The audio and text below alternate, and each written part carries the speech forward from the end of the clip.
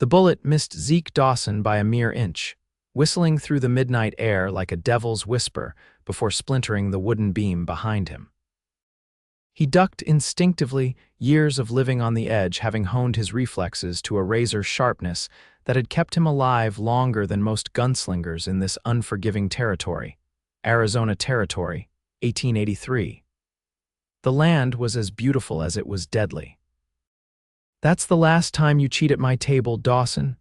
The saloon owner's voice boomed across the now silent room, his shotgun aimed squarely at Zeke's chest. Zeke's weathered face remained impassive as he slowly raised his hands. "I don't cheat, Barton, never have." His voice was low, calm, carrying the rasp of a man who'd inhaled too much trail dust over his 32 years of life. "But I know when I've overstayed my welcome." In one fluid motion, he grabbed his winnings, tipped his hat to the fuming owner, and backed toward the door. The coins clinked satisfyingly in his pocket as he stepped out into the cool night air of Silvercrest, another town he'd have to scratch off his list of places to visit. It was always the same. Ride in, find work or a good card game, then move on before the sun rose. Zeke Dawson had never stayed the night anywhere that wasn't beneath the stars or in a rented room he'd paid for in advance. Attachments were dangerous in his line of work. Trust was a luxury he couldn't afford. His loyal paint horse, Domino, greeted him with a soft whicker as he approached the hitching post. "Time to go, old friend," he murmured, untying the reins and swinging into the saddle with practiced ease. The horse seemed to sigh, as if sharing his master's weariness of their perpetual journey. He rode out of town without looking back, the silver of his spurs catching moonlight as Domino's hooves kicked up dust from the worn trail. The endless cycle continued. Another town left behind, another horizon to chase. By dawn, he had put considerable distance between himself and Silvercrest. His body ached from riding through the night, but it was a familiar discomfort. Spotting a creek among a stand of cottonwoods, Zeke guided Domino toward the water. "Rest up," he told the horse as he dismounted, letting Domino drink his fill. Zeke splashed water on his face, the cold shock chasing away some of his fatigue. He gazed at his reflection in the rippling surface, a face weathered by sun and hardship, eyes that had seen too much. Dark stubble covered his strong jaw, and his once bright blue eyes now carried the guarded look of a man who lived by his wits and his gun. He was running low on supplies. The next town, according to his rough map, was Whispering Pines, about a day's ride west. With any luck, he could find some temporary work there, restock, and move on before anyone took too much interest in him or his past. The day grew hot as Zeke continued westward. The terrain changed gradually, the flat desert giving way to rolling foothills dotted with juniper and pine. By late afternoon, dark clouds had gathered on the horizon, promising a rare desert downpour. Lightning flashed in the distance, followed by the low rumble of thunder. "Looks like we might get wet tonight," he muttered to Domino, patting the horse's neck. The rain began as a few scattered drops, but quickly intensified into sheets of water that limited visibility and turned the trail to mud. Zeke pulled his hat lower and hunched against the onslaught. They needed shelter, at least until the worst passed. Through the curtain of rain, Zeke spotted a small homestead nestled against a hillside, a humble cabin with a barn alongside it. Smoke curled from the chimney, disappearing into the stormy sky. He hesitated. He preferred to avoid contact with strangers when possible, but the storm was worsening, and Domino was struggling against the wind and rain. Decision made, he guided the horse toward the property. As they approached, Zeke noted the well-maintained fence line and garden signs that whoever lived here took pride in their home. A small but admirable achievement in this harsh territory. He reined in Domino near the porch and dismounted, his boots sinking slightly into the mud. Before he could approach the door, it swung open, and the barrel of a rifle emerged, followed by a woman's stern face. "State your business," she called out, her voice steady despite the threatening posture. Zeke kept his hands visible, away from his holstered revolver. "Just seeking shelter from the storm, madam, for me and my horse. We'll move on once it passes." The woman studied him, rainwater dripping from the brim of his hat. Her eyes were sharp, assessing the potential threat. After what seemed like an eternity, she lowered the rifle slightly. "There's room in the barn for your horse," she said finally. "You can wait on the porch until the storm breaks." "Obliged," Zeke replied with a nod, leading Domino toward the barn. The woman watched him from the doorway, rifle still in hand. She appeared to be in her late 20s, her honey-brown hair pulled back in a practical braid. Despite her cautious stance, there was something in her eyes, a determined resilience that caught his attention. Inside the barn, Zeke removed Domino's saddle and gave the tired horse a quick rub-down with a handful of straw. The barn was neat and well organized, housing a milk cow, a few chickens, and a sturdy workhorse. "You found yourself some decent company," he told Domino as he filled an empty trough with feed he found in a nearby bin. "Better than that saloon in Silvercrest, that's for sure." When he returned to the house, the woman had moved to the porch, though the rifle remained within easy reach. She had brought out a steaming cup and held it toward him. "Coffee," she said simply. "You look half drowned." Surprised by the gesture, Zeke accepted the cup with murmured thanks. The hot liquid burned pleasantly down his throat, chasing away the chill that had settled in his bones.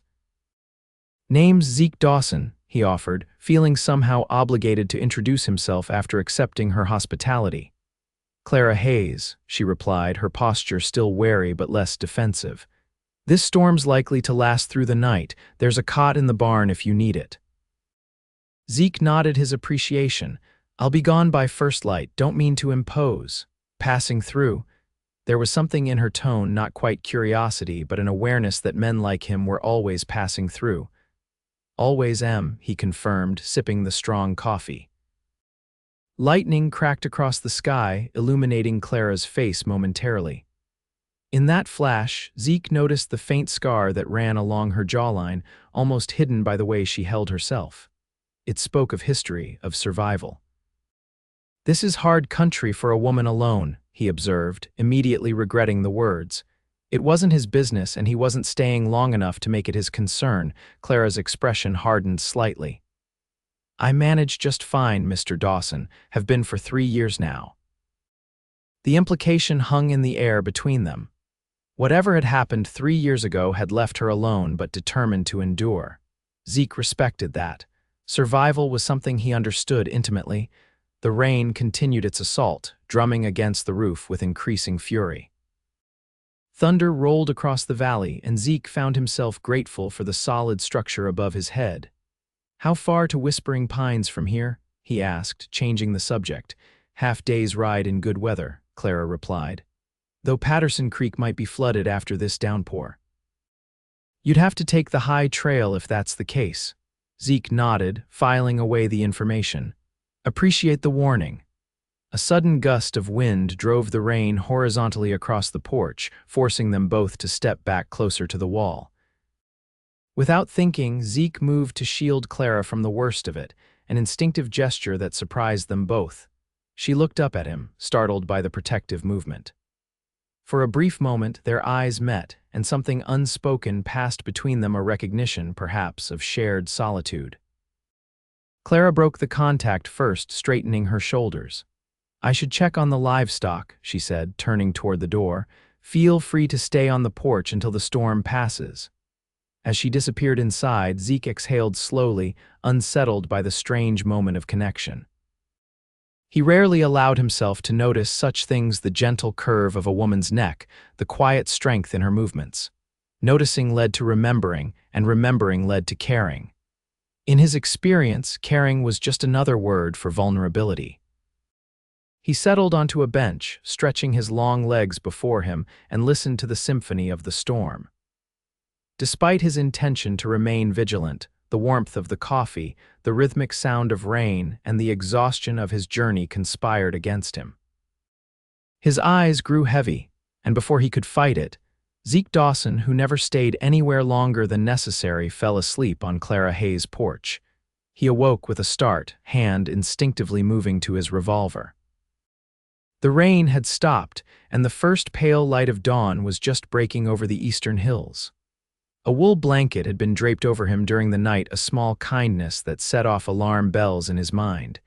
He had slept through someone approaching him. That kind of carelessness could get a man killed. The door opened and Clara emerged with 2 steaming cups. "Thought you might want coffee before you ride out," she said, offering him one. Zeke accepted it wordlessly, discomfited by his lapse. "Didn't mean to fall asleep," he said after a moment. "Thank you for the blanket," Clara shrugged, settling onto the bench opposite him. "Seemed ashamed to wake you. You looked like you needed the rest." He couldn't argue with that assessment. It had been weeks since he'd slept more than a few hours at a stretch, always with one eye open. "Your horse is fed and watered," she continued. "I was up early checking for storm damage." "You didn't have to do that," Zeke said, surprised by her consideration. "It's nothing. I would have done the same for any traveler caught in that storm." Zeke studied her in the growing light. Clara Hayes was not a conventional beauty, but there was something compelling about her, a quiet dignity, a self-possessed grace that seemed at odds with the harsh surroundings. Her hands, he noticed, were work-roughened but capable, currently wrapped around her coffee cup. "Any damage to your place?" he asked, realizing he should have offered to check himself. "Just a few fence posts down in the south pasture. Nothing I can't handle." Zeke nodded, finishing his coffee. It was time to go. He had already stayed longer than he'd intended. Yet as he rose to his feet, he felt an unusual reluctance to leave. "I could help with those fence posts before I head out," he heard himself saying. "Least I could do for the shelter and coffee." Clara looked surprised by the offer, clearly having expected him to simply ride away. "That's not necessary," she began, but Zeke had already set down his cup. "Won't take long with 2 people," he insisted, "and I've built my share of fences." After a moment's consideration, she nodded. "All right then, thank you." They worked efficiently through the morning, replacing broken posts and restringing wire. Zeke found himself impressed by Clara's competence. She clearly knew her land and how to maintain it. They spoke little, but the silence was companionable rather than awkward. By midday, the fence was repaired, and the sun had risen high enough to dry the muddy ground. It was well past time for Zeke to continue his journey. "I should get on my way," he said as they walked back toward the house. "Town will be waiting," Clara nodded, wiping her hands on her apron. "The creek should be passable by now if you take the crossing near the old Miller place."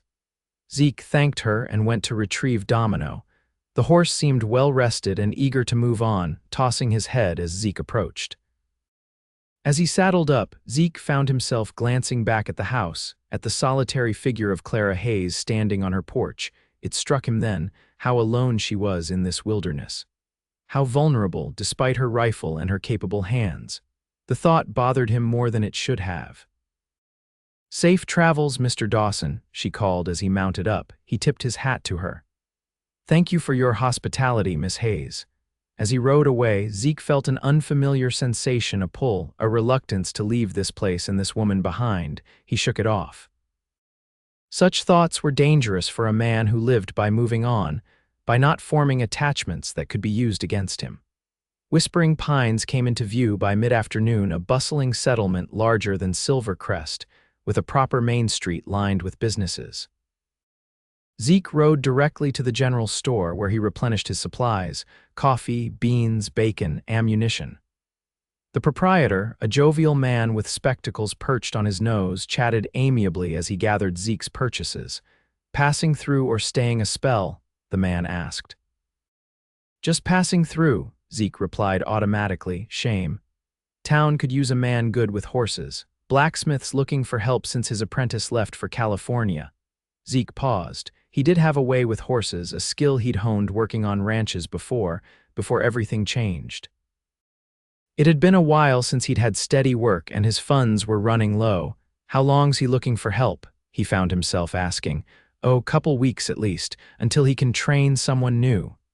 The storekeeper wrapped Zeke's purchases in brown paper. "Old Tom's shop is down at the end of the street if you're interested. Can't miss it." Zeke nodded his thanks, paid for his supplies, and stepped back into the sunshine. He stood for a moment, considering.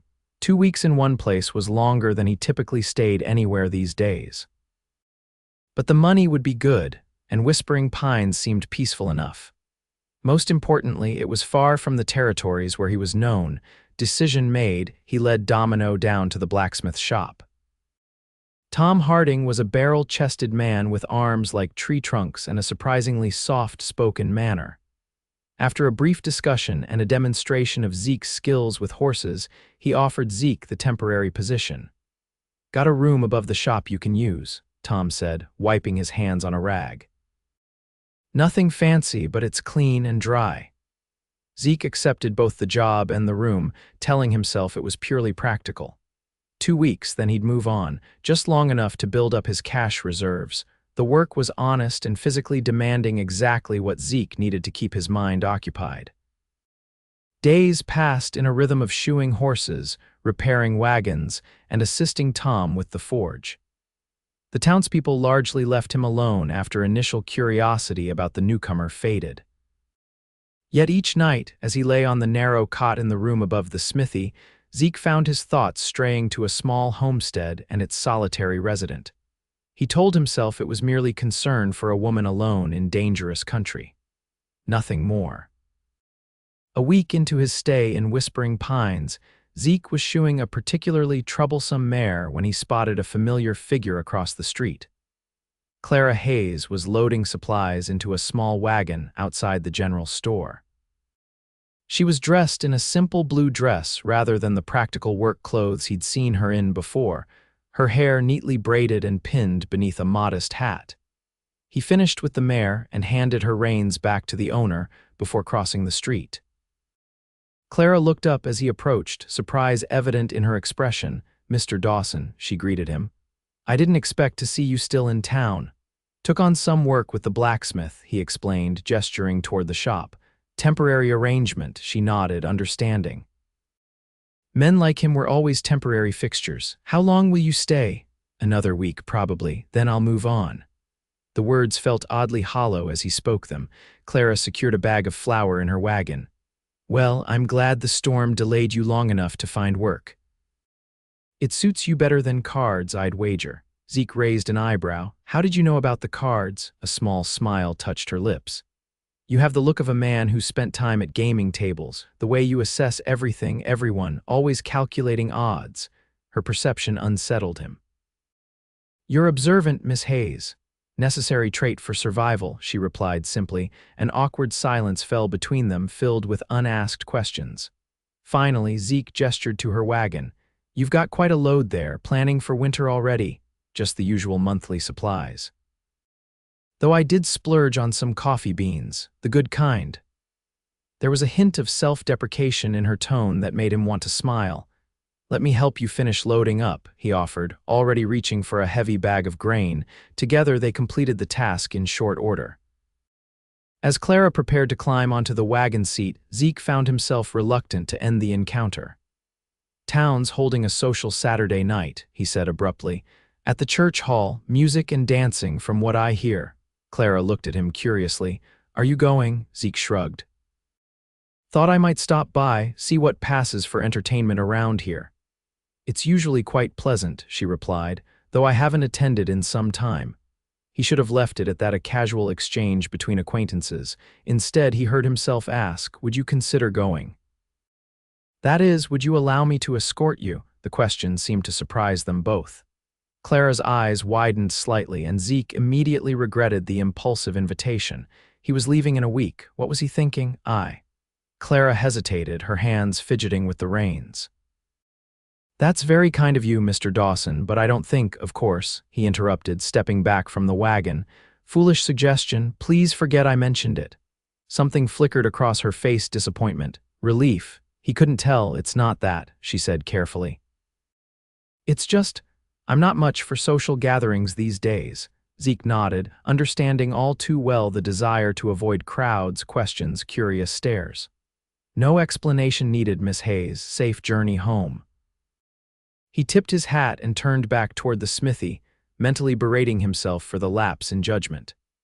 Getting involved, even in so innocent a manner as a town social, was a complication he couldn't afford. Behind him, Clara's voice called out, "Mr. Dawson." He paused, looking back. "I'll consider it," she said simply, then flicked the reins, setting the wagon in motion. Zeke watched her drive away, a strange mixture of anticipation and dread settling in his chest. He was playing a dangerous game, tempting fate by staying in one place too long, by forming connections, however tenuous. "You're a fool, Dawson," he muttered to himself as he returned to work. The next few days passed with no sign of Clara in town. Zeke told himself it was for the best, even as he found his gaze drifting to the end of the street whenever he stepped outside the smithy. Saturday arrived clear and mild. Zeke finished his work by late afternoon, and after some internal debate, decided to attend the social after all. He bathed thoroughly, shaved his stubble, and donned his cleanest shirt. Looking in the small mirror hung on the wall of his room, he hardly recognized himself, almost respectable, with no obvious signs of the life he'd led. The church hall was decorated with paper lanterns and wildflowers when Zeke arrived. A small band played lively tunes as couples twirled across the wooden floor. He stood awkwardly at the edge of the gathering, feeling out of place among the families and courting couples. Several young women cast interested glances his way, but Zeke kept to himself, nursing a cup of punch that had been surreptitiously enhanced by someone's pocket flask. He was about to leave, convinced that Clara wasn't coming, when the door opened once more. She entered hesitantly, pausing at the threshold as if considering whether to proceed or retreat. Her hair was arranged more elaborately than he'd seen before, with small flowers tucked into the braids. Her dress, though simple, was a becoming shade of green that complemented her eyes. Zeke set down his cup and crossed the room to her side. "Miss Hayes," he greeted her, unable to hide his surprise and pleasure. "You decided to come after all." Clara offered a small smile. "I haven't been to a gathering like this in years," she admitted. "I'm not entirely sure why I'm here now." "I'm glad you are," Zeke said simply. He extended his arm. "May I get you some punch?" She placed her hand lightly on his sleeve, a gesture that felt unexpectedly significant. "That would be nice, thank you." They settled at a small table near the edge of the dance floor, watching the couples swirl past. Clara seemed tense at first, her gaze darting around the room as if mapping escape routes. Gradually, though, she relaxed, even laughing at Zeke's wry observations about some of the more enthusiastic dancers. "Do you dance, Mr. Dawson?" she asked during a lull in the music. "Not in a very long time," he admitted, "and probably not well. But I'd be willing to try if you're brave enough to risk your toes." Clara's smile widened, transforming her face. "I think I'll take that risk." They joined the other couples as the band struck up a waltz. Zeke was indeed rusty, but the basic steps returned to him as they began to move. Clara followed his lead gracefully, her hand light but warm in his. "You're better than you claimed," she said as they circled the floor. "Or you're exceptionally forgiving," he countered, narrowly avoiding a collision with the mayor and his wife. They completed the dance without serious mishap, and Zeke was about to suggest they try another when he noticed Clara's expression had changed. She was looking past his shoulder, her face suddenly pale. "What is it?" he asked, turning to follow her gaze. A man had entered the hall, tall, expensively dressed, with the confident bearing of someone accustomed to authority. He was scanning the crowd with obvious purpose. "I need to leave," Clara said urgently, her voice barely above a whisper. "Now." Without question, Zeke guided her toward a side exit, his instincts on high alert. They slipped outside into the cooler night air, moving quickly away from the church hall. "My wagon is behind the mercantile," Clara said, her steps hurried, almost panicked. "Who was that man?" Zeke asked, keeping pace with her while maintaining a protective position. Clara shook her head. "Someone I hoped never to see again, someone from before." They reached her wagon without incident. As Clara gathered the reins, Zeke made a swift decision. "I'll ride with you," he said firmly. "Make sure you get home safely." She looked like she might protest, but then nodded. "Thank you." Zeke retrieved Domino from the smithy's stable and followed Clara's wagon out of town. They traveled in tense silence until the lights of Whispering Pines disappeared behind them. Only then did Clara slow her pace, her shoulders slumping with what appeared to be relief. "Are you going to tell me what that was about?" Zeke asked, riding alongside her wagon now. Clara kept her eyes on the road ahead. His name is Victor Holloway. He was involved with my husband before he died. Involved how? She glanced at him. Are you familiar with land speculation in these parts, Mr. Dawson? Zeke nodded. It was a common enough practice buying up property cheaply, often through questionable means, then selling at a profit when railroads or mining operations moved in. My husband resisted selling our land to Holloway's company, Clara continued. We had built something good there, something that was ours. James refused to give it up even when the offers turned to threats. Zeke felt a cold certainty about where this story was heading. And then, there was an accident, at least that's what everyone called it. A rockslide while James was checking our northern boundary line. Her voice remained steady, but her knuckles were white where she gripped the reins. I never believed it was an accident, neither did the sheriff, but he couldn't prove anything. And after your husband died, Holloway expected you to sell, Clara nodded. He was quite persistent. When I continued to refuse, he became unpleasant. I left town for a while, staying with my cousin in Colorado. When I returned, I kept to myself. Holloway eventually moved on to other projects, or so I thought. Until tonight, Zeke finished. Until tonight, she sighed. I shouldn't have come to the social, it was foolish. You couldn't have known he'd be there, Zeke said, and you have as much right to live your life as anyone. They had reached the turnoff to Clara's homestead. She paused the wagon and looked at him directly.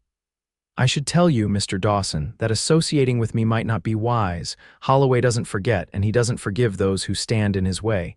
Zeke gave a short laugh. Miss Hayes, I've made enemies far more dangerous than Victor Holloway in my time. One more won't make much difference. She studied him, as if truly seeing him for the first time. You're running from something too, aren't you? The question hung in the night air between them, too perceptive to dismiss. Let's just say I understand what it's like to have a past that follows you, he said finally. They continued to her homestead in silence. When they arrived, Zeke insisted on checking the property before Clara entered the house. Everything was as it should be, peaceful, undisturbed. He doesn't know where I live now, Clara said as they stood on her porch. At least, I don't think he does. I bought this place through a lawyer after I returned. Smart move, Zeke acknowledged. Still, you should be cautious for a while. Keep that rifle handy, Clara nodded. I always do.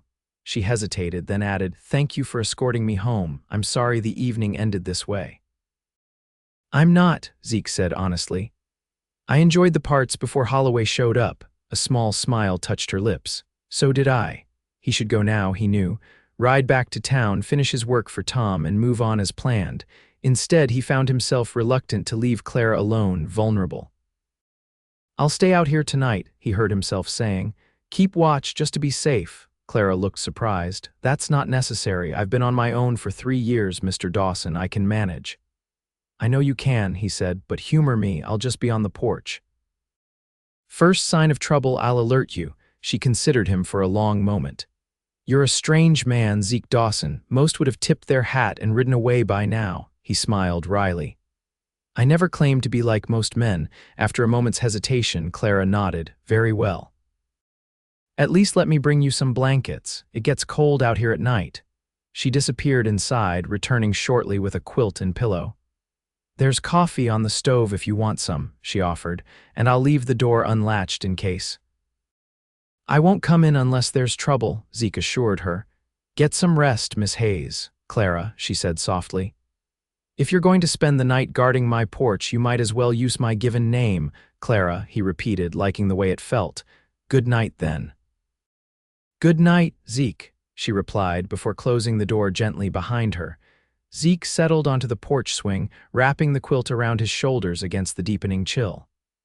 The night was quiet except for the distant call of an owl and the soft rustling of leaves in the light breeze. He hadn't planned on falling asleep, but the rhythmic creaking of the swing and the exhaustion of the day soon lulled him into a deep slumber deeper than he'd experienced in years. It was as if some part of him recognized this place as safe, despite the potential threat of Holloway. The soft touch of sunlight on his face woke him the next morning. For a disorienting moment, Zeke couldn't remember where he was.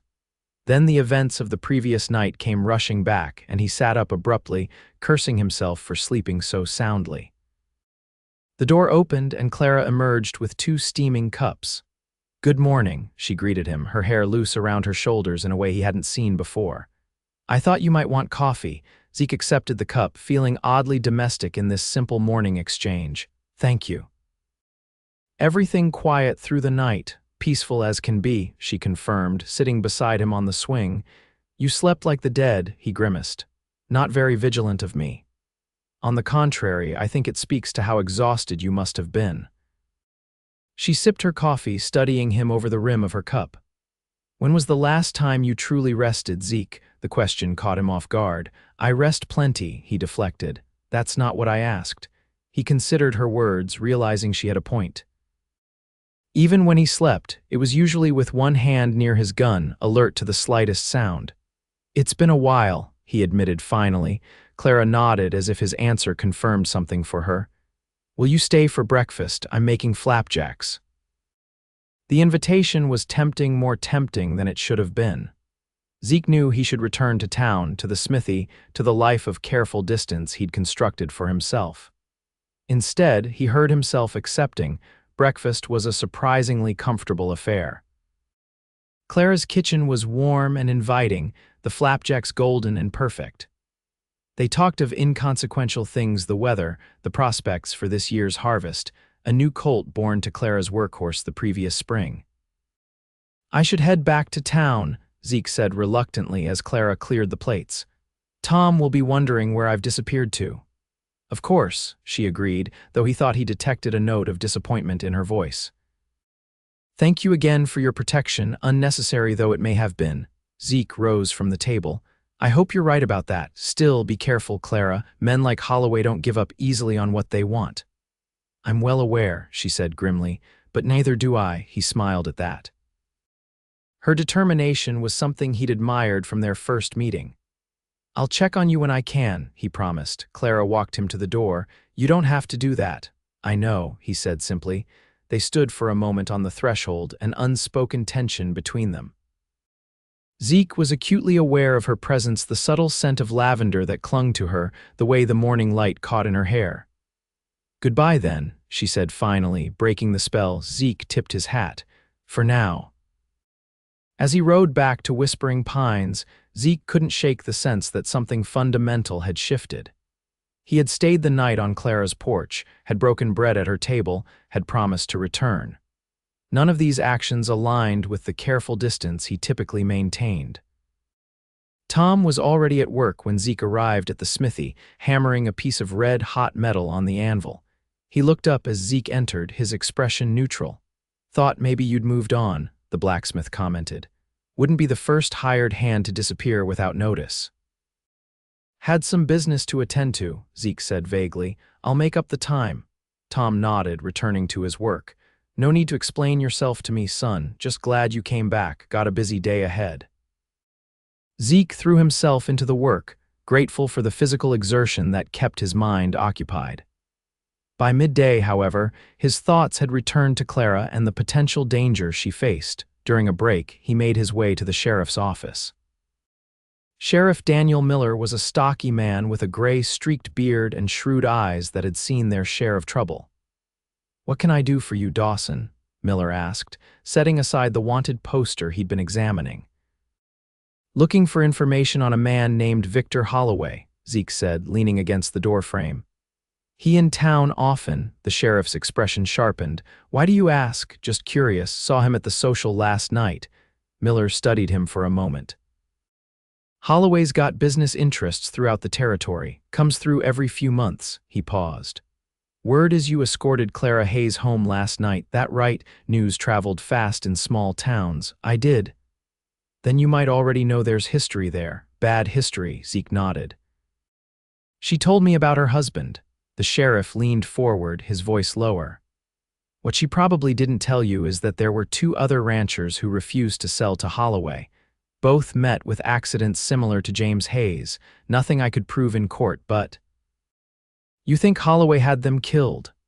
I know he did, Miller said flatly. Just couldn't make the charges stick. Man's got powerful friends in the territorial capital.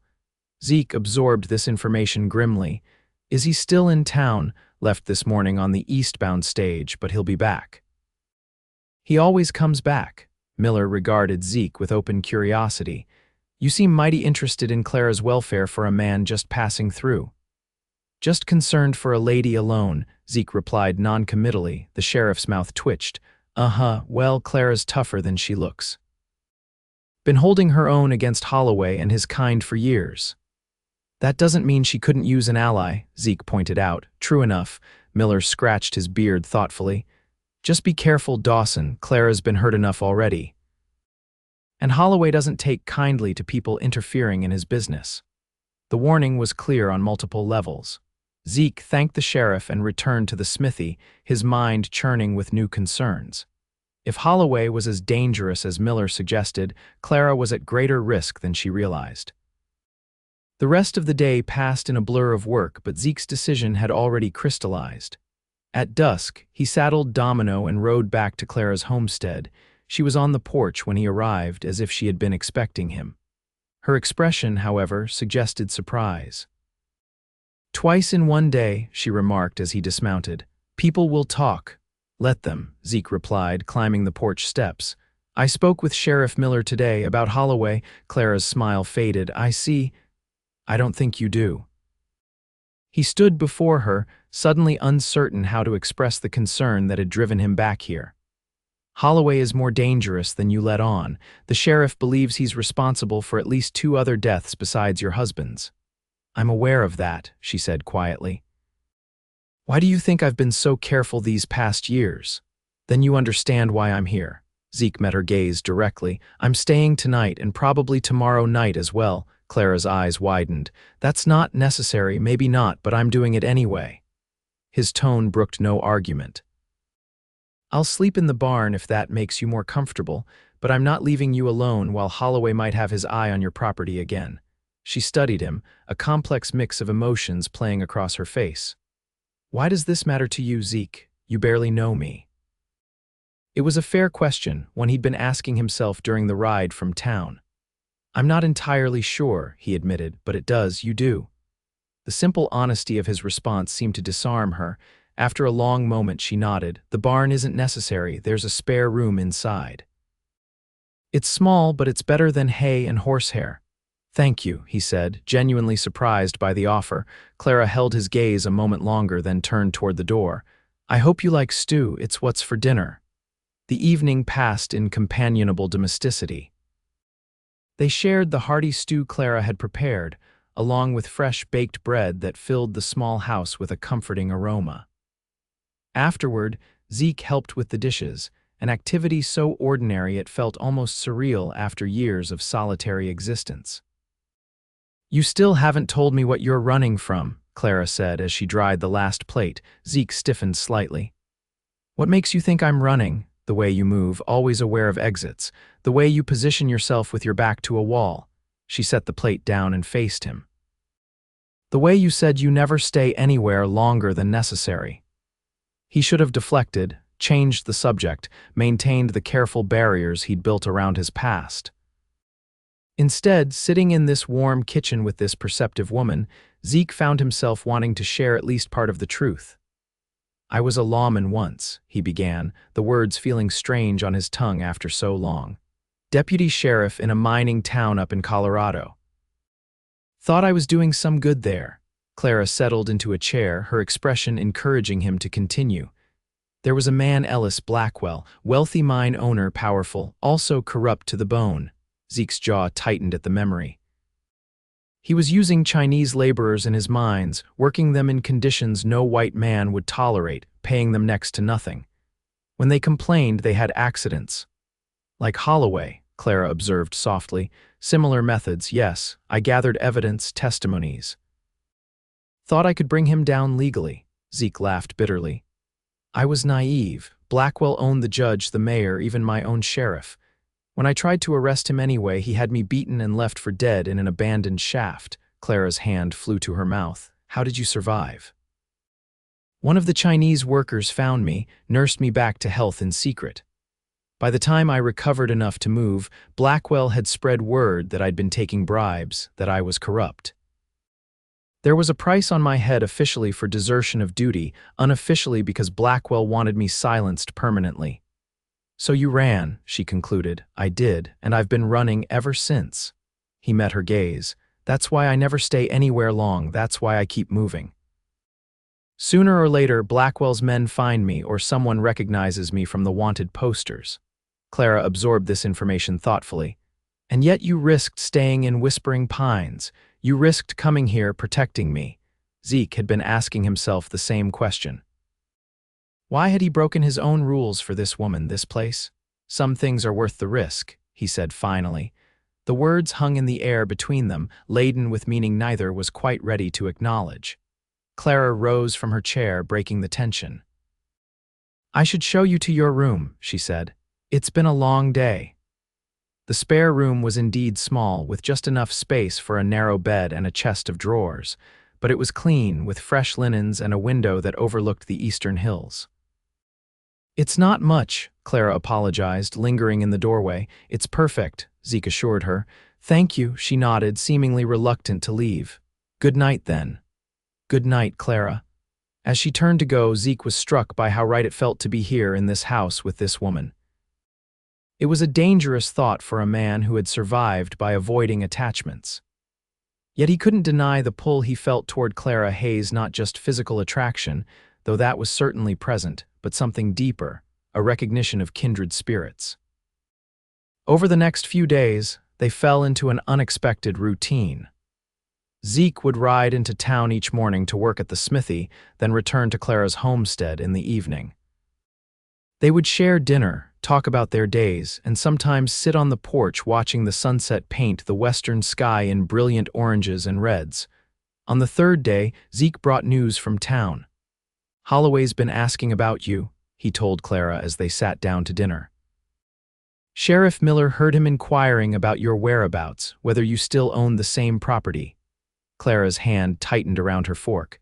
I was afraid of this. Seeing me at the social must have reminded him I still own land he wants. Miller thinks Holloway's planning something big, possibly related to the railroad rumors. What railroad rumors? Zeke leaned forward. There's talk that the Southern Pacific is considering a spur line through this valley. If true, property values would skyrocket overnight. Clara paled. That would explain why he's back now after all this time. It would, Zeke agreed grimly.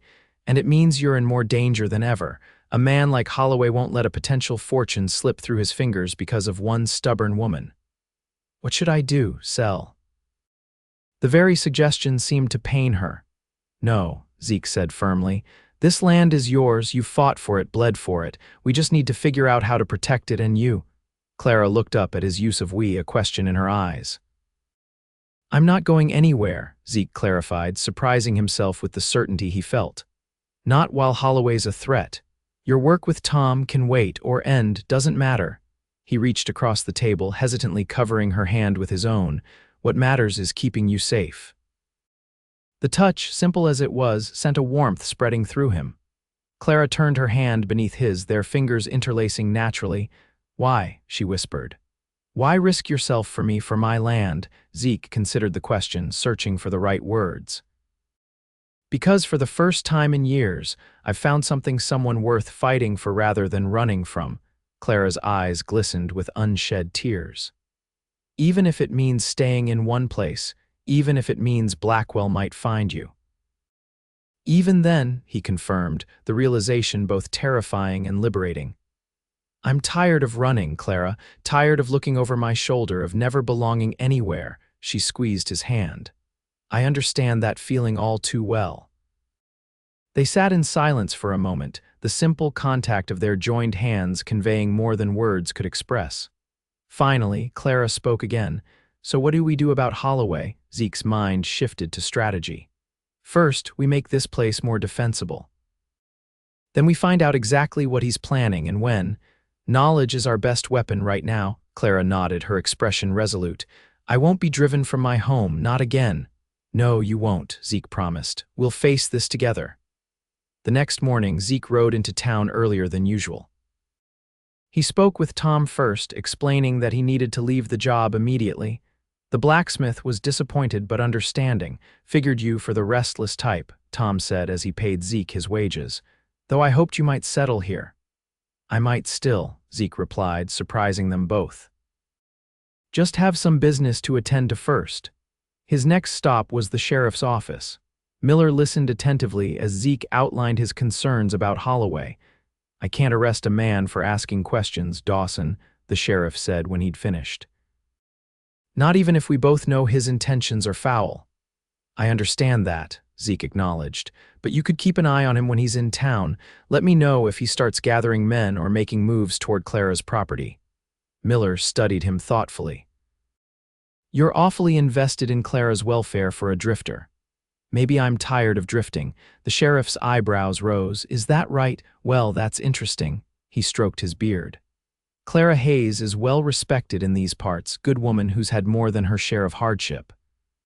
If you're planning to add to that hardship, that's the last thing I want, Zeke assured him. After a moment, Miller nodded. All right then, I'll keep an eye on Holloway when he's around, and I'll send word if I hear anything that might concern Clara. Thank you. Zeke's final stop was the general store where he purchased supplies. Extra ammunition, tools for reinforcing doors and windows, preserved food in case they needed to withstand a siege. The storekeeper raised his eyebrows at the purchases but made no comment. By the time Zeke returned to Clara's homestead, the sun was high in the sky. He found her in the vegetable garden, a broad-brimmed hat protecting her from the summer heat as she harvested early tomatoes. She straightened as he approached, pushing a loose strand of hair from her face. You're back early, she observed, and with supplies, I see. Zeke dismounted, leading Domino toward the barn. Thought we should start preparing sooner rather than later. Clara fell into step beside him. The sheriff will help where he can. But his hands are tied legally until Holloway makes an actual move against you. And your work at the smithy finished, Zeke said simply. At her questioning look, he added, I can't protect you properly if I'm in town all day. Clara absorbed this with a thoughtful expression. So you're staying here fully. If that's all right with you, she was quiet for a moment, considering. It is, she said finally, more than all right, actually. The admission warmed him. They reached the barn and Zeke began unloading the supplies from Domino's saddlebags. I thought we'd start by reinforcing the doors and windows, he explained. Maybe dig a shelter under the house where you could hide if needed. Clara nodded, examining the tools he'd brought. James always meant to build a root cellar. We could adapt that plan. They worked through the afternoon, side by side, securing the homestead against potential threats. Zeke was impressed by Clara's practical knowledge and willingness to tackle heavy labor. She never complained, even when the summer heat became oppressive. As dusk approached, they sat on the porch steps, sharing a canteen of water and surveying their progress. The main house was now considerably more secure, with reinforced shutters and a bar that could be placed across the door from inside. It's a good start, Zeke said, wiping sweat from his brow. Tomorrow we'll begin on the root cellar. Clara nodded, her expression pensive. I keep thinking about what you said about being tired of running, of looking over your shoulder. What about it? She turned to face him directly. Is that really why you stayed? Because you're tired of running? Zeke considered the question carefully. Partly, he admitted, but not entirely. What's the rest of it then? He really looked at her. The fading sunlight caught the amber flecks in her green eyes, illuminated the curve of her cheek, the strength in her jawline. In that moment, the truth seemed too important to avoid. You, he said simply. It's you, Clara, something about you about this place. It feels right, in a way nothing has in years. Her breath caught audibly. Zeke, I know it doesn't make sense, he continued. I've known you barely 2 weeks, but there's a connection here I can't explain, and I'm tired of denying myself the chance at something real because of fear. Clara's hand found his, fingers intertwining as they had the night before. It's not just you, she said softly. I've felt it too, this pull, this sense of recognition. They sat in silence for a moment, the admission hanging between them like a fragile, precious thing. I should be terrified, Clara whispered, The last time I loved someone, I lost him, and now, with Holloway's return, we'll face Holloway, Zeke promised. Together, and whatever comes after. She looked at him then, something resolute and vulnerable in her expression. Whatever comes after, she echoed, slowly, giving her every chance to pull away. Zeke leaned toward her.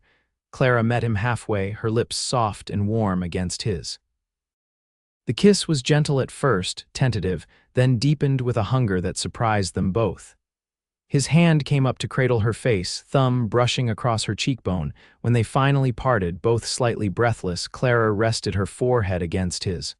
"I never expected you," she murmured. "Never thought I'd feel this way again." "Neither did I," Zeke confessed. "But here we are." The days that followed were filled with hard work and quiet moments of growing closeness. They completed the reinforcements to the house and barn, dug the beginnings of what would serve as both root cellar and potential hiding place, and established a system of signals in case they needed to warn each other of danger. Through it all, their connection deepened. Zeke learned about Clara's childhood in Missouri, her journey west with her parents as a young woman, her meeting and falling in love with James Hayes. She, in turn, listened as he shared stories of his own past, his upbringing in Texas, his brief career as a lawman, the idealism he'd once possessed and hoped to reclaim. In the evenings, they would sit together on the porch or by the fire, sometimes talking, sometimes simply existing in comfortable silence.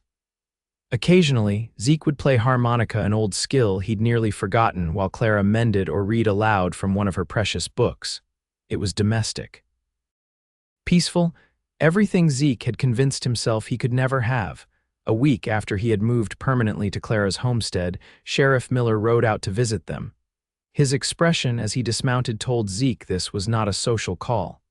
"Holloway's back in town," Miller said without preamble. "With 3 men I don't recognize, rough-looking sorts." Clara's hand found Zeke's, gripping it tightly. "Has he made any moves toward the property?" Zeke asked. Miller shook his head. "Not yet, but he's been asking about both of you. Word is he's not pleased to hear Clara has a man staying with her now." "Let him be displeased," Clara said firmly. "This is my land, my life." The sheriff nodded approvingly. "That's the spirit. Still, be on your guard. Those men with him aren't the type to ask politely if you'd consider selling." "We've been preparing," Zeke assured him, gesturing toward the reinforced windows and doors. "Good." Miller hesitated, then added, "There's something else you should know. A stranger came through town yesterday, asking questions about a former lawman from Colorado." "Describe someone who sounds a lot like you, Dawson." Zeke felt his blood run cold. "Blackwell," he murmured, the specter of his past closing in just as he'd found something worth staying for. Clara's grip on his hand tightened. "What did you tell this stranger, Sheriff?" "Nothing useful," Miller replied. "Said I didn't know anyone matching that description, but he left a wanted poster with my deputy before riding out. Your face is on it, Dawson." Zeke closed his eyes briefly. "I appreciate the warning." The sheriff studied him. "Is what this man says true?" "Are you wanted in Colorado?" "On false charges," Zeke confirmed. "But yes, technically I'm a fugitive." Miller was quiet for a long moment. "I've been sheriff in this town for 15 years. Reckon I've gotten pretty good at judging a man's character." He fixed Zeke with a level gaze. "You don't strike me as the criminal type, Dawson." "Thank you for that," Zeke said sincerely. "Don't thank me yet. If this Blackwell or his men come back with official papers, I'll have decisions to make." The sheriff straightened in his saddle. "For now, though, I'd say you both have enough to worry about with Holloway. I'll keep my eyes and ears open in town." After Miller had departed, Zeke and Clara sat at the kitchen table, considering their increasingly complicated situation. "It's as if the past is closing in from all sides," Clara said quietly. "Both your ghosts and mine." Zeke ran a hand through his hair. "I should leave, draw Blackwell's men away from here from you." Clara shook her head emphatically. "No, we just agreed to face things together, remember? Besides, if you leave now, I'll be alone when Holloway makes his move. If Blackwell's men find me here, they won't care who gets hurt in the process of taking me in. And if Holloway's men come for my land, they won't care that I'm a woman alone." She took his hands in hers. We're stronger together, Zeke. Two targets are harder to hit than one alone. He wanted to argue to protect her from the dangers his presence brought, but there was a fierce determination in Clara's eyes that told him she wouldn't be swayed. Together, then, he conceded. But we need to be ready for trouble from any direction. That night, as they lay in their separate rooms, Zeke found himself unable to sleep. The dual threats of Holloway and Blackwell weighed heavily on his mind. Just when he had found someone worth staying for, everything threatened to unravel. A soft knock at his door pulled him from his thoughts. Clara stood in the doorway, a shawl wrapped around her nightgown, her hair loose around her shoulders. "I couldn't sleep," she said simply. Zeke sat up, acutely aware of the intimacy of the moment. "Neither could I." She hesitated, then crossed to sit on the edge of his bed. "I keep thinking about what might happen, about losing this us before it's truly begun." "That won't happen," Zeke promised. Though he knew it was a promise he might not be able to keep, Clara looked at him, her gaze direct and unflinching. "We don't know what tomorrow brings, Zeke, or the day after. All we have for certain is now." The meaning behind her words was clear. Zeke reached up slowly, brushing a strand of hair from her face, his fingers lingering against her cheek. "Are you sure?" he asked softly. In answer, Clara leaned down and kissed him, a kiss that carried all the urgency and tenderness of their uncertain situation. When she drew back, there was no hesitation in her eyes. "I'm sure," she whispered. They came together with the intensity of people who understood the fragility of life, the preciousness of connection. Their bodies moved in harmony, finding in each other a safe harbor against the storms that threatened on the horizon. Afterward, as Clara lay curled against him, her head resting on his chest, Zeke felt a profound sense of rightness. Whatever came next, Holloway, Blackwell, or some new unforeseen challenge, they would face it together. "I love you," he said, the words rising unbidden but true. "I think I have since that first night on your porch." Clara raised her head to look at him, eyes bright with emotion. "And I love you." Against all logic, all caution. They fell asleep entwined, finding peace in each other's arms despite the dangers that lurked beyond their walls. The confrontation, when it came, arrived sooner than they expected. 2 days later, as Zeke was repairing a section of fence in the south pasture, he spotted a cloud of dust on the horizon, riders approaching from the direction of town. He whistled sharply, the signal he and Clara had established for potential danger. She emerged from the chicken coop, saw the riders, and hurried toward the house where their weapons were stored. By the time the riders reached the property line, Zeke and Clara were positioned on the porch, rifles at the ready. Zeke recognized Holloway immediately, tall, imperious, dressed in a fine suit despite the dusty ride. The 3 men with him were clearly hired muscle, their expressions hard, hands hovering near holstered guns. "That's far enough," Zeke called as the riders approached the yard. Holloway raised a hand, signaling his men to halt. His gaze flicked between Zeke and Clara, a cold calculation in his eyes.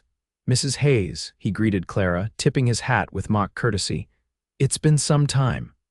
"Not long enough, Holloway," Clara replied, her rifle steady in her hands. "You're not welcome here," the man smiled thinly. "I've come to make you a new offer on your property, a generous one in light of developing circumstances." "The answer is the same as it's always been," Clara said firmly. "This land is not for sale, not to you, not to anyone." Holloway's smile didn't waver, but his eyes hardened. "I understand you're attached to this place, sentimental value and all that, but surely you realize that sentiment is a luxury not everyone can afford." "Is that a threat?" Zeke asked, his voice dangerously calm. Holloway regarded him with newfound interest. "And you are someone who doesn't appreciate threats against Miss Hayes or her property." "I see." Holloway straightened in his saddle. "Well, my unknown friend, let me be perfectly clear. The railroad is coming through this valley. Those who cooperate will profit handsomely, those who don't." He shrugged eloquently. "Progress has a way of rolling over obstacles. Like it rolled over my husband," Clara's voice shook with barely controlled anger, "and the Millers and old Sam Watkins. Were they all just obstacles to your progress?" Holloway's expression remained impassive. Accidents happen in this territory, Mrs. Hayes, particularly to those who stand alone against the inevitable. She's not standing alone, Zeke said, stepping forward. And if anything happens to her, anything at all, I'll know exactly where to look, so will Sheriff Miller. The sheriff, Holloway scoffed, a local lawman with limited jurisdiction and even more limited resources. His gaze sharpened as he studied Zeke more carefully. Though I wonder what the law would make of you, sir. You have the look of a man with secrets. The implication was clear. Holloway had heard something about Zeke's past. The question was, how much did he know? We all have secrets, Holloway, Zeke replied evenly. I'd wager yours are considerably darker than mine. A tense silence fell over the yard. Finally, Holloway sighed theatrically. I can see this discussion is premature. Perhaps after you've had time to consider the realities of your situation, Mrs. Hayes, you'll be more receptive to my offer. He reached into his jacket and withdrew an envelope. My terms, they expire in 3 days. He tossed the envelope to the ground before turning his horse. Good day to you both. The riders departed as they had come, leaving a cloud of dust in their wake. Only when they were well out of sight did Clara lower her rifle, her hands trembling slightly. He knows something about you, she said, turning to Zeke. The way he looked at you. Suspects, maybe, Zeke corrected. If he knew for certain, he would have played that card immediately. Clara retrieved the discarded envelope, opening it to examine Holloway's offer. He's doubled his previous price, she noted, showing Zeke the figure. It's a substantial sum, but not enough to buy your memories or your future. She smiled faintly, touching his face. Our future, she corrected. Zeke leaned into her touch. 3 days, he mused. He's giving us time to worry, to imagine the consequences of refusing. Or time to plan our defense, Clara countered. We should tell Sheriff Miller about this visit. Document the threat, even if it was implied rather than stated outright. Zeke agreed, admiring her practical thinking. I'll ride into town tomorrow. Better not to leave you alone right now. That evening, as they sat on the porch watching the sunset, Clara broached the subject that had been weighing on both their minds. If Blackwell's men find you here, she said carefully, what happens? Zeke gazed at the horizon, considering. Best case, they try to take me back to Colorado to stand trial on false charges. Worst case. He didn't need to finish the thought. Could you clear your name if you had the chance? Possibly. The Chinese laborers who witnessed Blackwell's abuses, if they could be found, if they would testify. He shook his head. It's a lot of ifs. Clara was quiet for a moment, thinking. What if we left, she suggested. Both of us sold the land not to Holloway but to someone else and started fresh somewhere Blackwell and Holloway couldn't find us. The idea was tempting. A clean break, a new beginning with Clara by his side, but Zeke knew it wasn't that simple. Men like Blackwell and Holloway don't give up easily, he said gently. And running means always looking over your shoulder, always wondering when they'll catch up. I won't condemn you to that life. So we stay and fight, Clara concluded, on both fronts. It seems that way. She leaned against him, her head resting on his shoulder. Then we'd better be ready when they come. The next morning, Zeke rode into town to speak with Sheriff Miller. The news he brought back was troubling. Miller says Holloway's been meeting with his men at the hotel, planning something, he told Clara as they sat at the kitchen table. And there's more. A man arrived yesterday asking specifically about me matching the description of one of Blackwell's hired guns. Clara paled. Did he find anything? Not yet. Miller sent him on a wild goose chase toward Tucson. Zeke took her hand. But it's only a matter of time before he returns, especially if Holloway's men start talking about the stranger defending Clara Hayes' property. So we have 2 enemies converging at once, she summarized grimly. Perfect timing. Despite the gravity of the situation, Zeke had to smile at her dry humor. At least they might get in each other's way. Clara squeezed his hand. What's our plan? We prepare for the worst while hoping for the best, he said. The root cellar is nearly complete. If trouble comes, you can hide there while I deal with whoever shows up. And if both come at once, Zeke had been considering this possibility, then we use one against the other. Holloway wants your land. Blackwell's man wants me. If they both arrive at the same time, we can create confusion, maybe even turn them against each other. It wasn't much of a plan, but it was something. Over the next 2 days, they finished the root cellar, stockpiled supplies, and established escape routes from the property in case they needed to flee quickly. On the morning of the third day Holloway's deadline, they awoke to an unexpected visitor. Sheriff Miller rode up to the house just after dawn, his expression grave. "Holloway's gathering his men," he announced without preamble. "They were drinking at the saloon last night, talking too freely, planning to ride out here today and persuade you to sell, Clara." "How many?" Zeke asked. "5 that I counted, including Holloway himself." Clara exchanged a glance with Zeke. "And Blackwell's man left town 2 days ago, as far as I know," Miller replied. "But that doesn't mean he won't be back." The sheriff shifted uncomfortably in his saddle. "I should warn you, my authority only extends so far. If Holloway and his men simply show up to talk, there's not much I can legally do." "We understand," Clara assured him. "That said," Miller continued, "I might find reason to patrol this area later today, just in case anyone needs assistance." Zeke nodded his appreciation. "We'll be ready." After the sheriff departed, Zeke and Clara made their final preparations. Rifles were loaded and positioned at strategic points throughout the house. The horses were saddled and tethered behind the barn, ready for a quick escape if necessary. Essential supplies and valuables were packed in saddlebags, just in case. "No matter what happens," Zeke told Clara as they completed their preparations, "we face it together.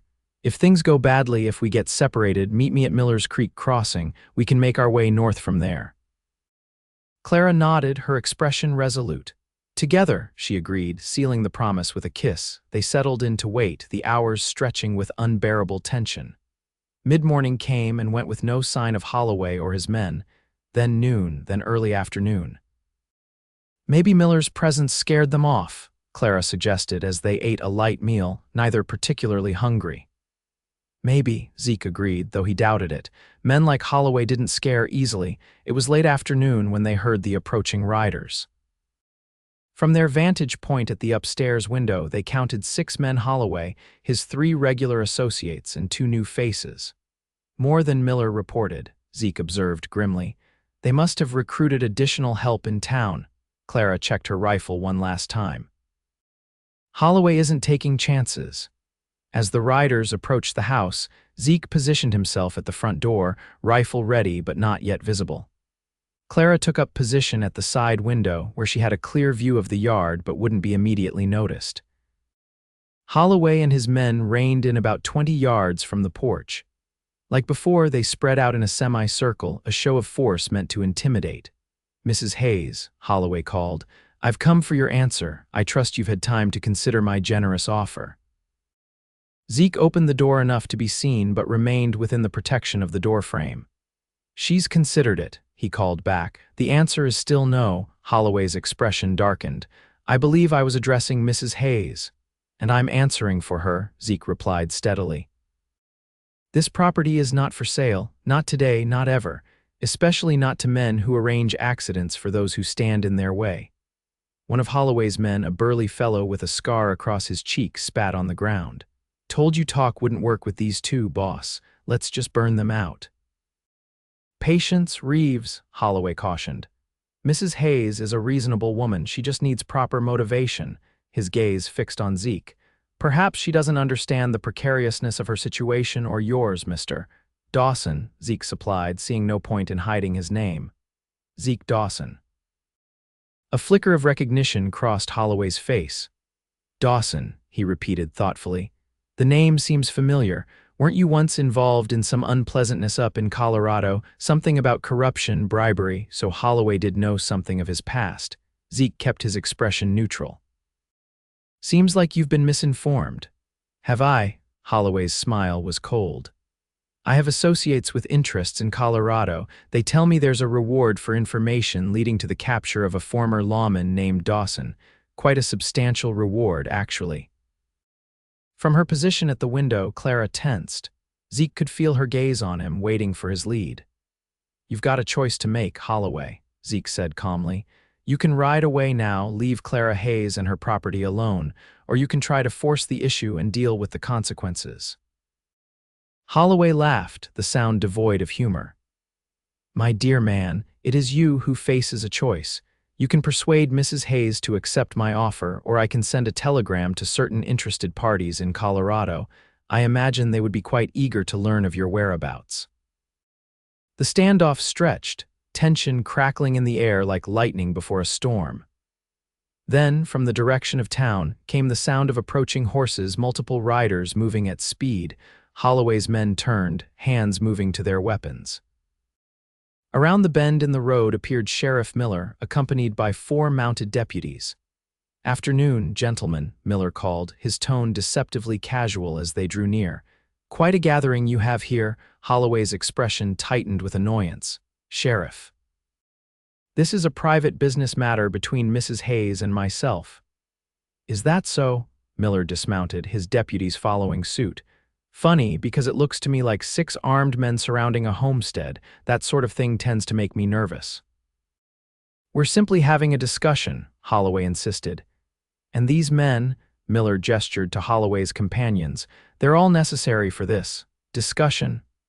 One of the deputies moved to position himself between Holloway's men and the house, a strategic move that didn't go unnoticed. The tension in the yard ratcheted higher. "Mrs. Hayes is being unreasonable," Holloway said tightly. "She refuses to acknowledge that progress is inevitable." "Progress," Miller repeated. "Interesting word choice. Reminds me of conversations I had with James Hayes before his unfortunate accident. And with Sam Watkins and the Miller family." "Careful, Sheriff," Holloway warned. "That sounds dangerously close to an accusation," Miller shrugged. "Just making conversation. Speaking of conversations, I had an interesting one this morning with a fellow passing through. Said he was looking for someone a man wanted in Colorado." The sheriff's gaze shifted to Zeke. "Seemed mighty interested in finding him." Zeke stiffened, understanding the warning. Blackwell's man was back. "I sent him on his way, of course," Miller continued. "Told him we don't much care for bounty hunters in Whispering Pines, but he struck me as the persistent type." Holloway was watching this exchange with keen interest, clearly filing away the information for future use. "Now then," Miller addressed the gathered men, "I suggest you all disperse. Mrs. Hayes has made her position clear, and continuing to pressure her could be construed as intimidation, something I take seriously in my jurisdiction." For a moment, it seemed Holloway might challenge the sheriff. His men exchanged glances, hands still hovering near weapons. But Miller's deputies were strategically positioned, and the odds had shifted from overwhelmingly in Holloway's favor to something much more even. "This isn't over," Holloway said finally, his gaze moving from Miller to the house. "Mrs. Hayes will come to regret her stubbornness, as will anyone who supports her." With that, he signaled to his men. They mounted up and rode away, dust billowing in their wake. When they were gone, Miller approached the house. "They won't stay away for long," he warned as Zeke opened the door fully. "And that bounty hunter I mentioned is very real. He's asking all over town about you, Dawson." "Thank you for the warning," Zeke said, "and for your timely arrival." Clara joined them on the porch. "How did you know to bring so many deputies?" Miller smiled faintly. "Let's just say I've been keeping an eye on Holloway's recruitment efforts. When he hired those 2 extra guns this morning, I decided to even the odds." His expression turned serious. "But I can't keep this up indefinitely. Holloway has friends in high places, and there's only so much I can do officially to protect you." "We understand," Clara assured him. "You've already done more than most would." The sheriff nodded. "I'll have my deputies patrol this area when they can, but you should be prepared for trouble." He looked at Zeke. "As for Blackwell's man, he goes by the name of Harker. Mean piece of work from what I can tell. You should know he's showing everyone a wanted poster with your face on it." "Appreciate the information," Zeke said grimly. After Miller left, promising to return the next day, Zeke and Clara retreated inside to consider their increasingly complicated situation. "Holloway and Blackwell's man both closing in," Clara summarized, her voice tight with worry. "What do we do?" Zeke paced the small kitchen, mind racing through possibilities. We need to deal with them separately if possible. Together, they're too much for us to handle. Could we use one against the other? Clara suggested. Holloway wants the land, Harker wants you. Their interests don't necessarily align.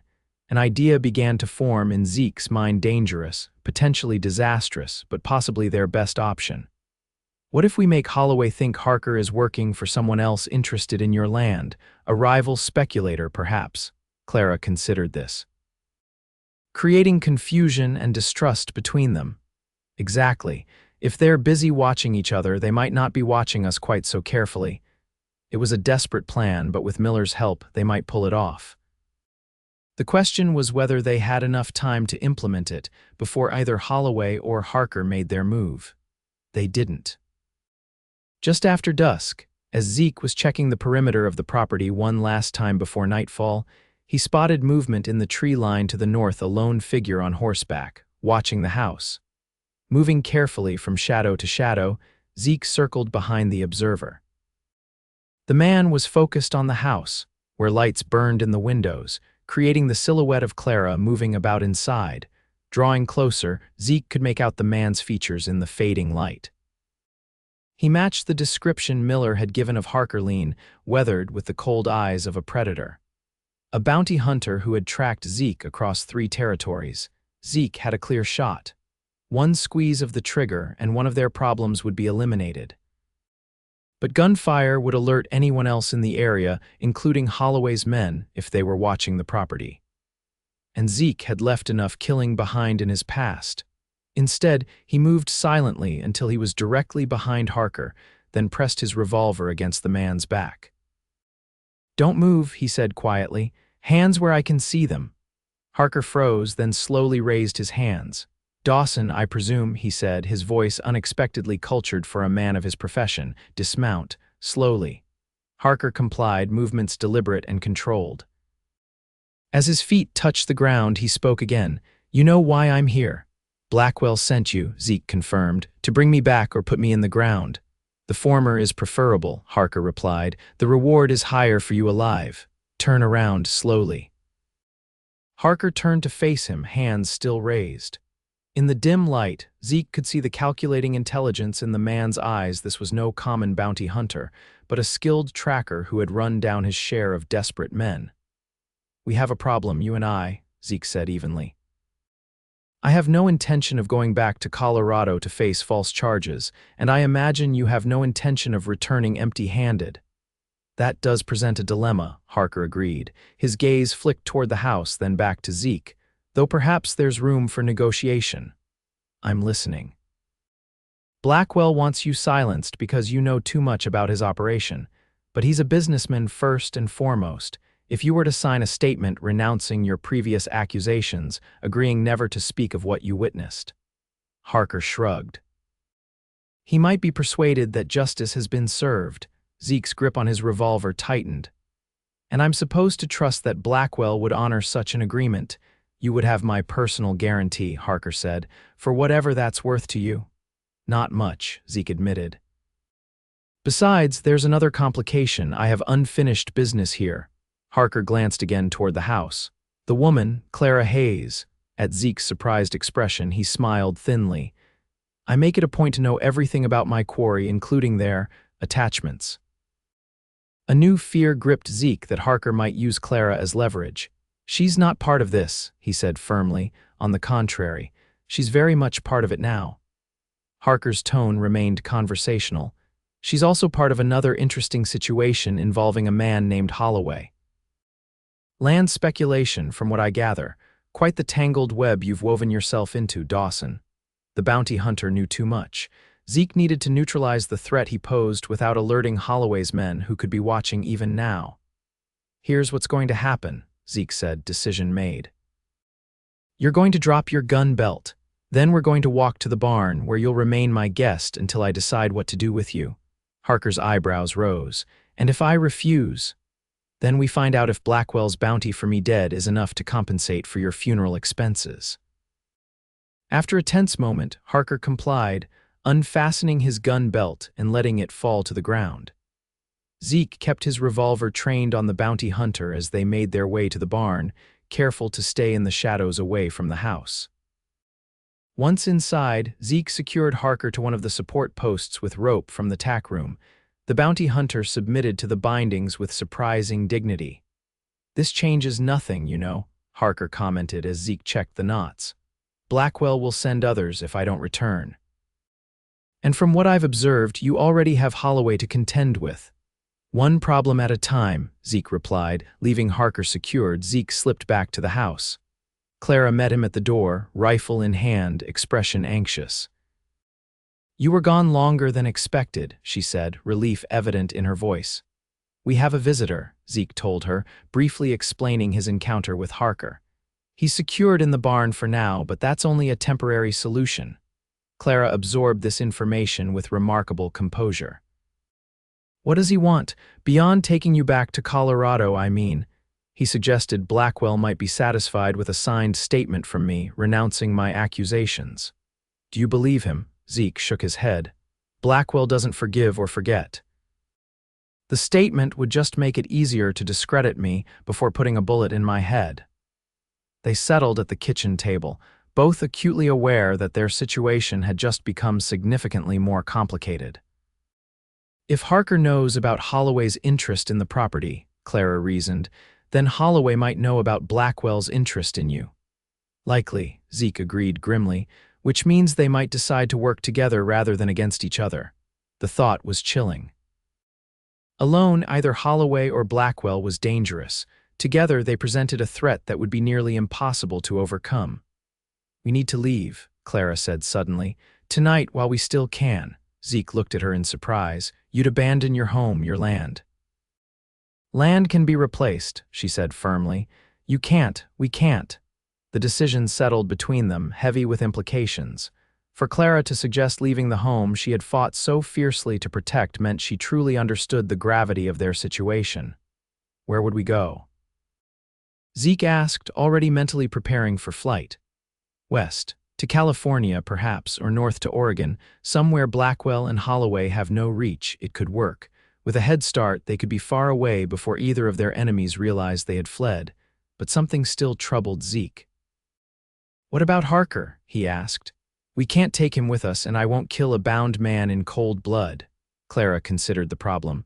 "We could leave him secured, but with a way to eventually free himself. By the time he does, we'll be long gone." It wasn't a perfect solution, but it was the best they had under the circumstances. They quickly gathered essentials, clothing, food, the money Clara had hidden beneath a floorboard in her bedroom, Zeke's precious few possessions. All fit into saddlebags that could be carried on horseback. Before leaving the house, Clara paused in the doorway, looking back at the home she had shared with her husband, the home she had defended alone for 3 years. "Are you sure about this?" Zeke asked gently. She nodded, blinking away tears. "It's just a house. What matters is that we're together." In the barn, they found Harker awake and alert, watching their preparations with interest. "Fleeing, I see," he observed. "Wise under the circumstances." Zeke checked the bounty hunter's bindings one last time. "We're leaving a knife just out of reach," he explained, placing the blade on a barrel several feet from Harker. "With effort, you should be able to work yourself free eventually." Harker's expression remained impassive. "Holloway's men are watching the property, you know. 4 of them positioned along the main road." The information was unexpected. "Why tell us this?" A faint smile crossed Harker's face. "Professional courtesy, perhaps, or maybe I simply prefer that Blackwell's bounty remain available for me to collect another day." Zeke considered this, then nodded his thanks. "We'll avoid the main road." They saddled the horses, quickly Domino for Zeke, Clara's mare Maybelle for her. As they led the animals from the barn, Clara paused beside Harker. "The deed to this property is in the top drawer of my bureau," she told him. "If you take it to Sheriff Miller in town, he'll ensure it reaches my cousin in Colorado. Tell him." She hesitated. "Tell him I found something worth more than land." Harker studied her curiously. "I'll deliver the message," he promised. Outside, the night was clear and cold, stars scattered across the velvet sky like diamonds. They mounted up and headed away from the house, keeping to the shadows, avoiding the main road as Harker had advised. Instead, they took a rarely used trail that led through the hills to the west, rougher terrain, but less likely to be watched. As they crested the first rise, Clara looked back at the homestead below, its windows dark now, silent in the moonlight. "No regrets?" Zeke asked softly. She turned to him, her face resolute in the starlight. "None. I loved that place, but I love you more." They continued westward through the night, alert for pursuit but encountering none. By dawn, they had put considerable distance between themselves and whispering pines. They made camp in a sheltered canyon, taking turns standing watch while the other rested. "What happens when we reach California?" Clara asked as they shared a simple breakfast of jerky and hardtack. Zeke had been thinking about this during his watch. "We start fresh," he said. "New names, perhaps. I have some skill as a blacksmith now, thanks to Tom. You know, farming and livestock. Between us, we can build something good." "A home," Clara said softly. "A home," he agreed, taking her hand. "One where neither of us has to look over our shoulder anymore." They traveled steadily for the next week, keeping to less traveled routes, camping rather than risking towns where word of their flight might have spread. They crossed into California on a misty morning, the border marked only by a change in the terrain as they descended toward the fertile valleys beyond. There was no sign of pursuit. Either Harker had kept their destination to himself, or Holloway and Blackwell's men had lost their trail. Either way, as the days passed with no trouble, they began to relax slightly, to believe that escape might truly be possible. They found work on a prosperous farm in the Sacramento Valley, Zeke as a blacksmith and general handyman, Clara helping with the household and garden. The owners, an elderly couple named Peterson, were kind and unquestioning, grateful for the help in exchange for a small cabin on their property and modest wages. Months passed, then a year. Gradually, the constant vigilance eased. They married in a simple ceremony performed by a traveling preacher, with the Petersons as their only witnesses.